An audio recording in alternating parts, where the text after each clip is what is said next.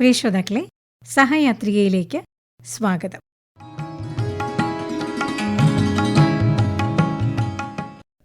സഹയാത്രികയിൽ ഇന്ന് നമ്മോടൊപ്പം ഉള്ളത് എൽസി പ്രദീപാണ്.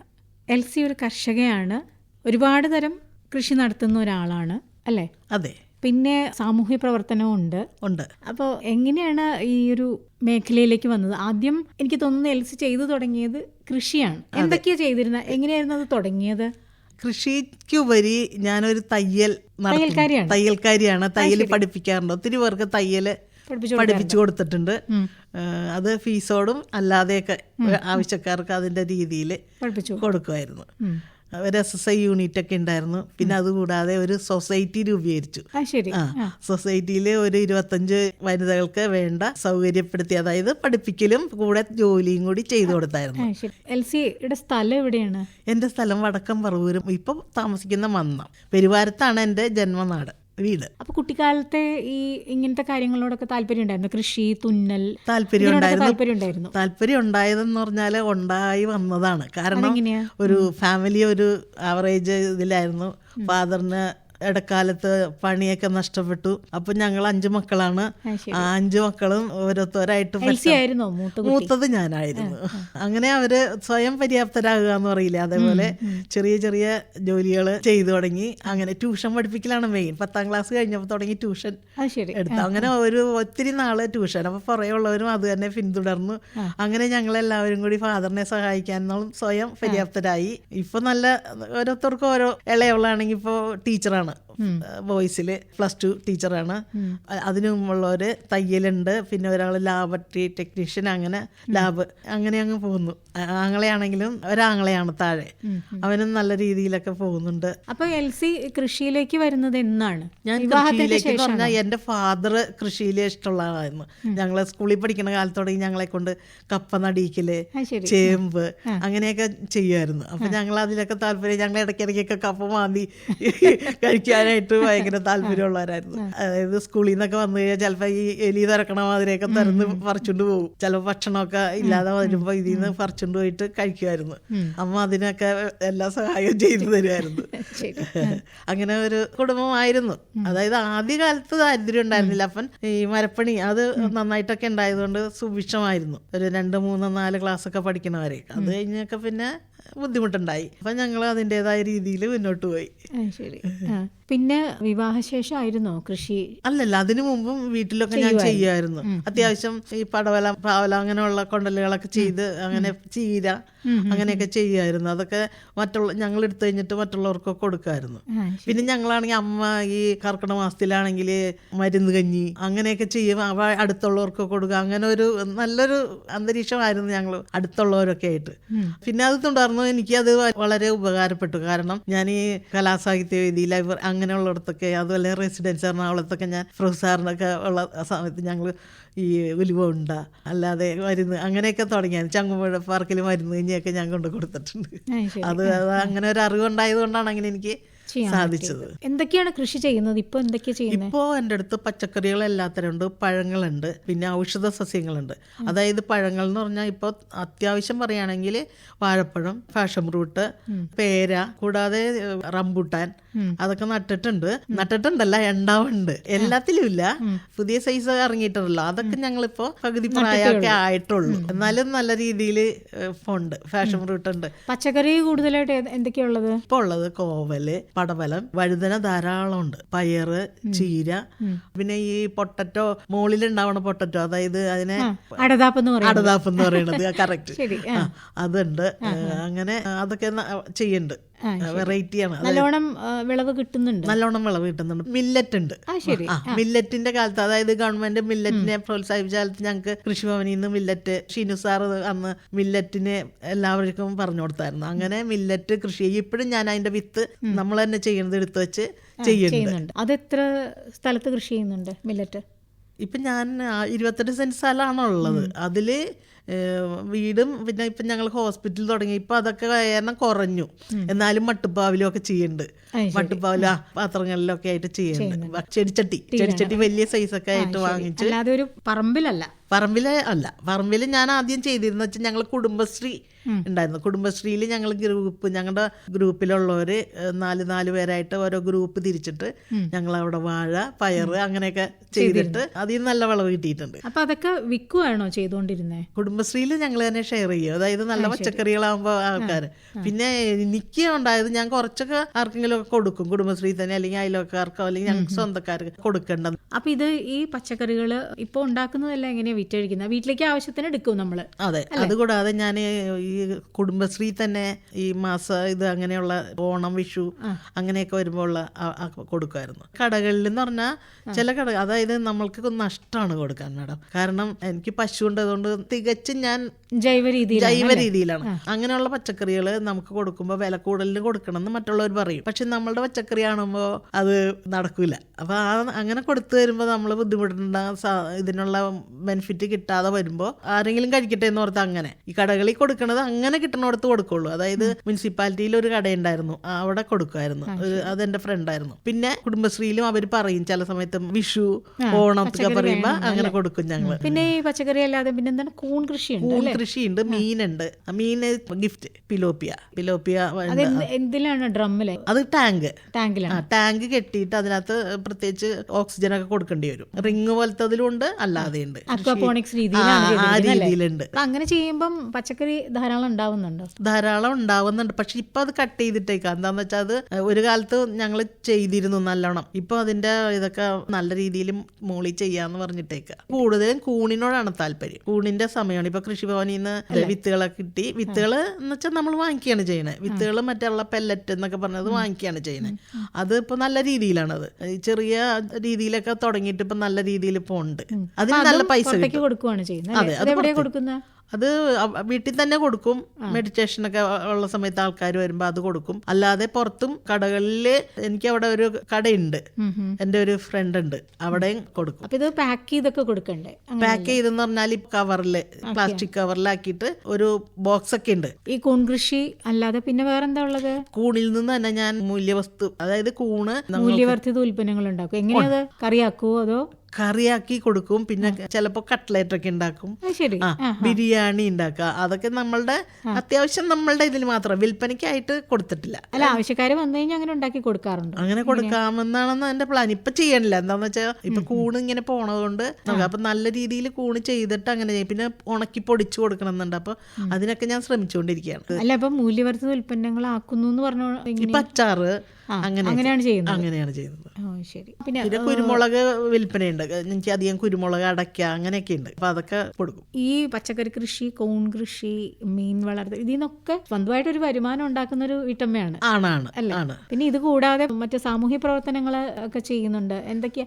ഞാൻ ആദ്യമേ തുടങ്ങി ഇങ്ങനെ എന്തെങ്കിലും സംഘടനകൾ, കുടുംബശ്രീന്ന് ഞാൻ പറഞ്ഞല്ലോ, കുടുംബശ്രീയിൽ ഒരു 9 വർഷത്തോളം CDS ആയിട്ടിരുന്നു. അപ്പൊ അന്ന് പ്രളയകാലത്തൊക്കെ എനിക്ക് കുറെ ആൾക്കാരെ സഹായിക്കാൻ പറ്റി. കുടുംബശ്രീയിൽ നിന്ന് തന്നെ ഒത്തിരി സേവനങ്ങൾ ചെയ്യാൻ പറ്റി. പിന്നെ ഉള്ളത്, അതായത് ഈ പാവപ്പെട്ടവർക്കൊക്കെ ഇങ്ങനെ കിറ്റ് കൊടുക്കണ പരിപാടിയൊക്കെ ഉണ്ടായിരുന്നു. അതൊക്കെ എത്തിച്ചു കൊടുത്ത ശരിക്കും പറഞ്ഞാൽ ജനങ്ങളുമായിട്ട് ഒരുപാട് അടുത്ത് ഇടപഴകിയിട്ടുണ്ട് അല്ലേ ആ പ്രദേശത്തുള്ള.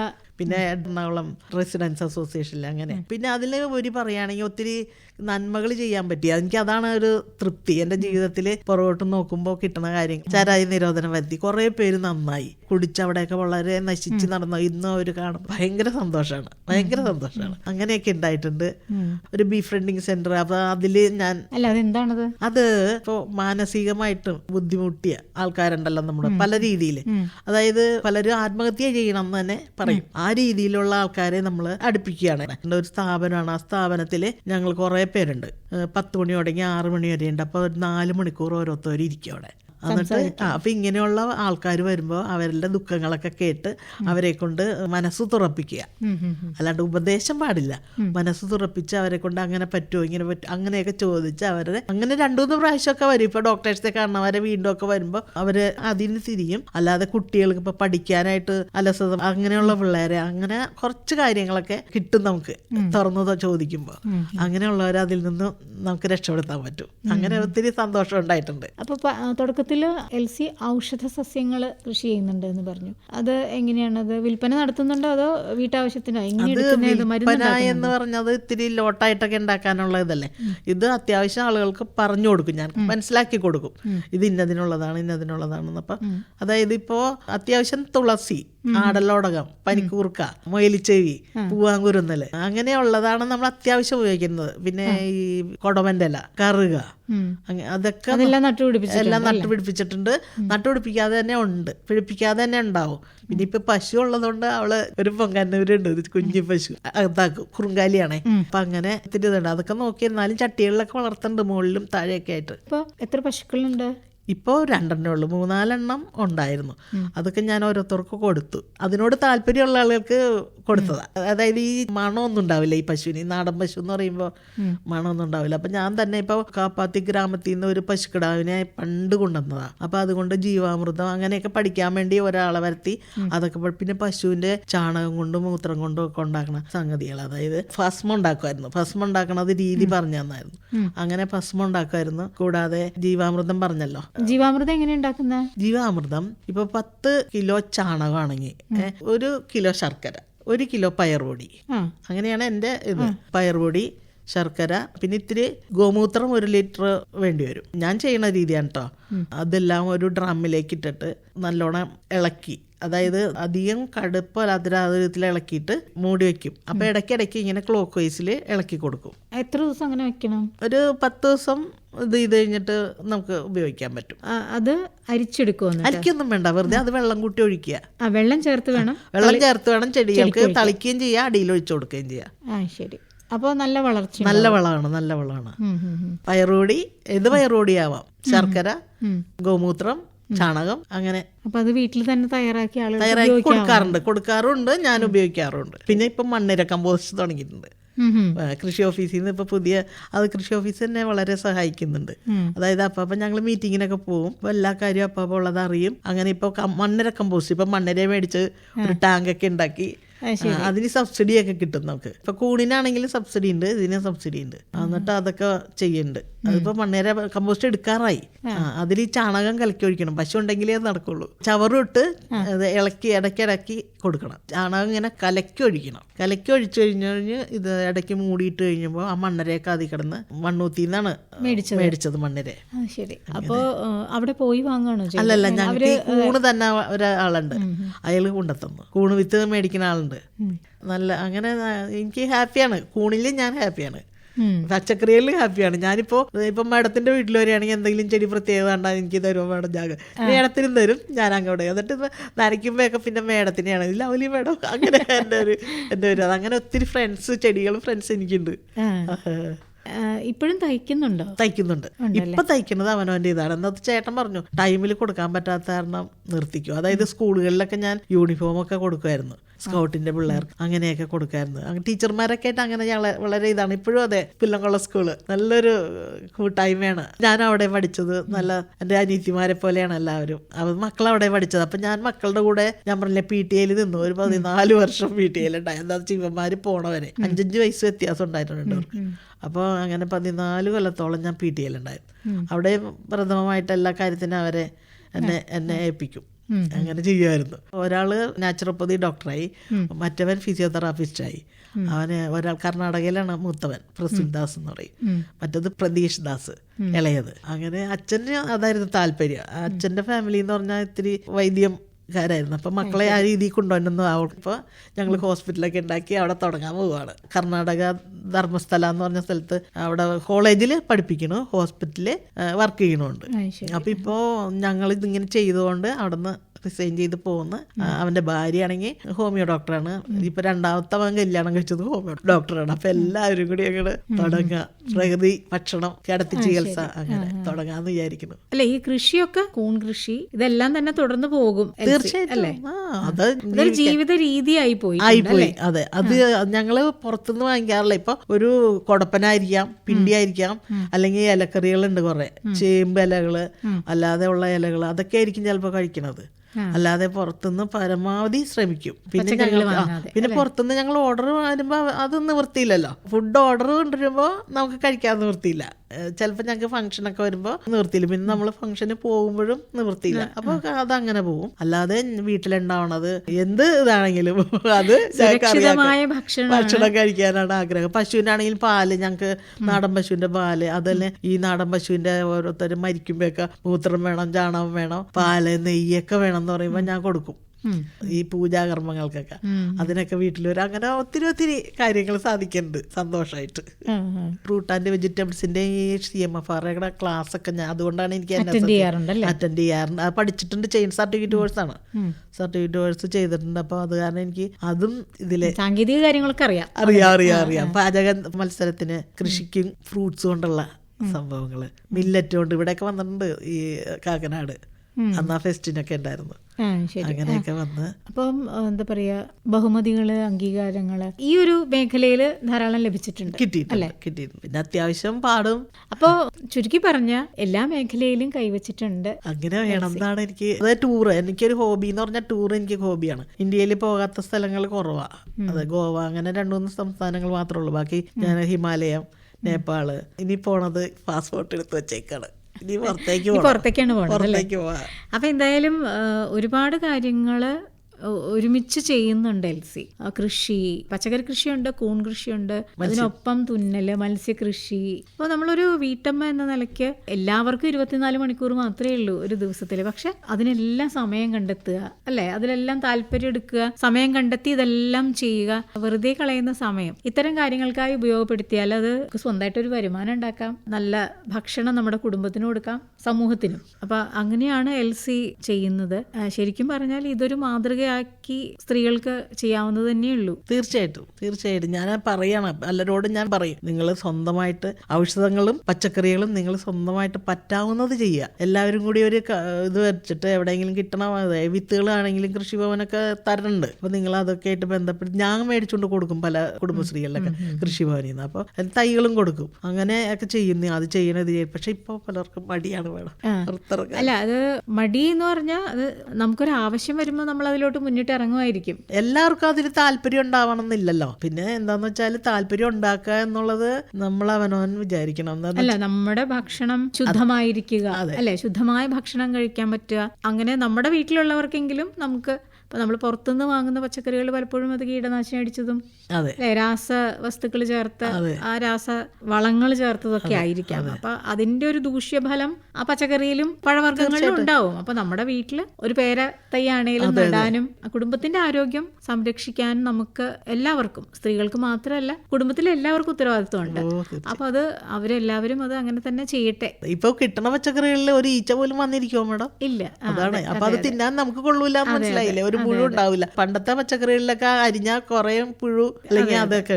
ഇപ്പൊ എന്താന്ന് വെച്ചാൽ അത് തിന്നാൻ കൊള്ളില്ല എന്നർത്ഥം. നമ്മളത് തിന്നണം, അതിന്റെ ദോഷം നമ്മൾ അനുഭവിക്കണം. ഇപ്പൊ ക്യാൻസറും അല്ലേ, അസുഖങ്ങളൊക്കെ വരുന്നതും ഈ ഒരു ഇങ്ങനത്തെ സാധനങ്ങൾ ഉപയോഗിക്കുന്നത് കൊണ്ട് കൂടിയാണ്.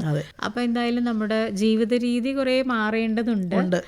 ജീവിത രീതി മാറി നമ്മൾ നല്ല പച്ചക്കറി അല്ലെങ്കിൽ നല്ല ഭക്ഷണത്തിലേക്ക് വരിക. അത് നമ്മുടെ ആരോഗ്യം, കുടുംബത്തിന്റെ ആരോഗ്യം, പിന്നെ അത് നമ്മുടെ രാജ്യത്തിന്റെ ആരോഗ്യമായി. തീർച്ചയായിട്ടും നമ്മൾ വീട്ടിൽ നിന്ന് തുടങ്ങിയ. അപ്പൊ എൽസിയുടെ കുടുംബം ഞങ്ങള് അച്ഛൻ, 2 മക്കള്, ഇപ്പൊ മരുമക്കള് 2 പേര് വന്നിട്ടുണ്ട്.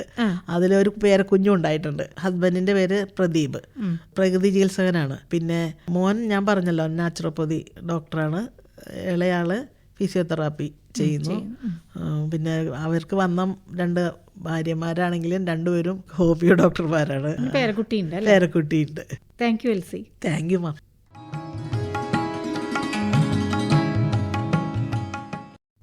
അപ്പോൾ പ്രിയ ശ്രോതാക്കളെ, ഇന്ന് സഹയാത്രികയിൽ നമ്മോടൊപ്പം ഉണ്ടായിരുന്നത് സംരംഭകയായ എൽസി പ്രദീപാണ്.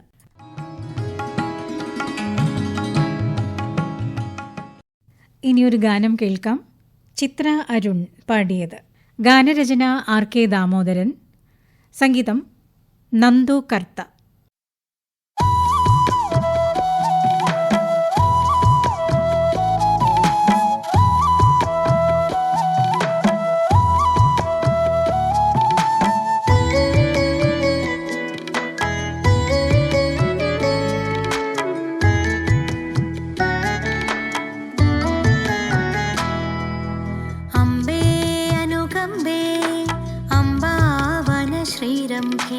ഹരിതാംബേ വരദാംബേ ആരതി പ്രകൃത്യംബേ ഉദയാരതി ഉടജാംബേ.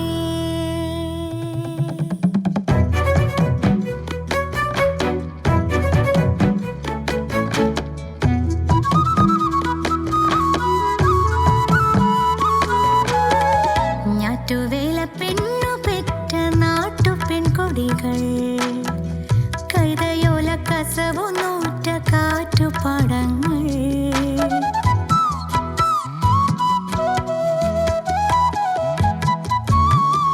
ഞാറ്റുവേല പെണ്ണു പെറ്റ നാട്ടു പെൺകൊടികൾ കൈതയോല കസവു നൂറ്റ കാറ്റുപാടങ്ങൾ.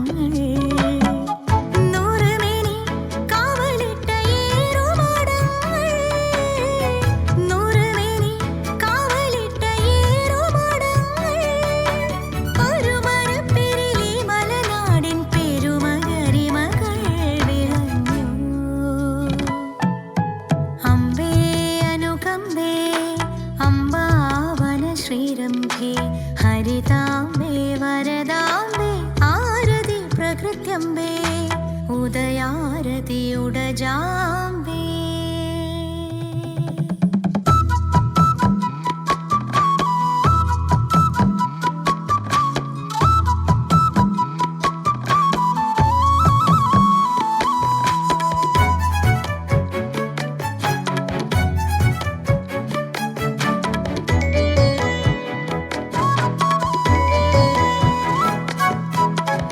കർണികാര പൊന്നു പൂക്കും കണികൾ കാർഷികങ്ങൾ ഓണവില്ലി ഞാണുതിർക്കും പാണ പൈതൃകങ്ങൾ.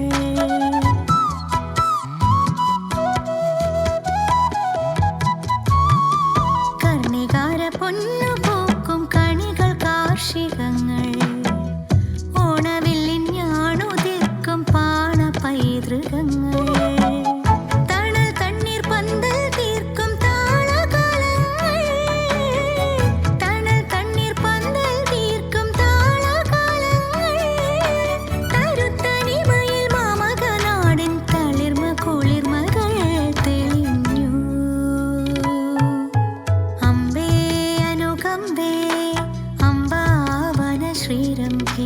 ഹരിതാംബേ വരദാംബേ ആരതി പ്രകൃത്യംബേ ഉദയാരതി ഉടജാംബേ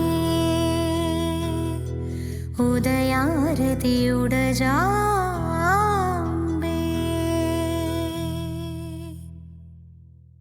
പ്രിയ ശ്രോതാക്കളെ, ചിത്ര അരുൺ പാടിയ ഈ ഗാനത്തോടെ ഇന്നത്തെ സഹയാത്രിക സമാപിക്കുന്നു.